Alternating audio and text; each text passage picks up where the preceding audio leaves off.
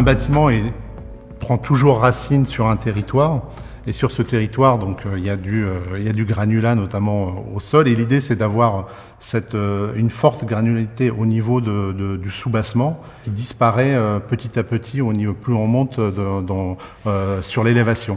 Avec une volonté d'avoir une prise de lumière qui révèle une trame, un peu comme les remparts avec les joints entre les pierres, donc, mais qui, chez nous, est d'une manière très graphique et qui aussi distribue les espaces à l'intérieur.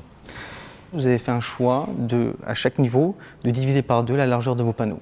Dans ce cadre, moi, je vous invite à faire un cahier de détail et un plan de calpinage qui permettra à l'entreprise de mieux appréhender cette contrainte et d'intégrer dans ce cahier de détail ce joint qui va être, lui, dans la branche pour marquer les différentes largeurs de vos panneaux. Je vous invite à faire un proto très tôt sur le chantier, de telle sorte à valider le rendu, la largeur de votre joint, la profondeur de votre joint. Il faut savoir que lorsqu'on va boucharder ou sabler, ce sont des actions mécaniques mais manuelles, ça peut avoir une incidence sur la profondeur et sur le rendu.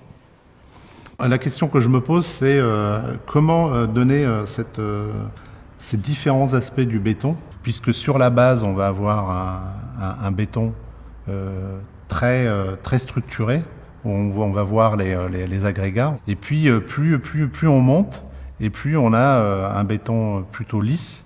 Est-ce que je le fais par sablage? Est-ce que je le fais par un choix d'un granulat plus important à un certain stade? Donc c'est toutes ces questions techniques dont on a besoin, et notamment dans une économie de projet où on doit rentrer dans un certain budget.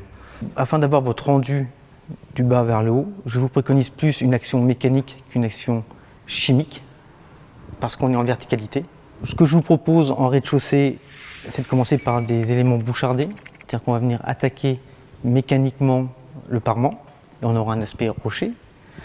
Ensuite, on pourra passer à une finition sablée. Donc là, on va agresser le parement par un système abrasif, et on aura un effet érodé, qui sera un peu plus fin.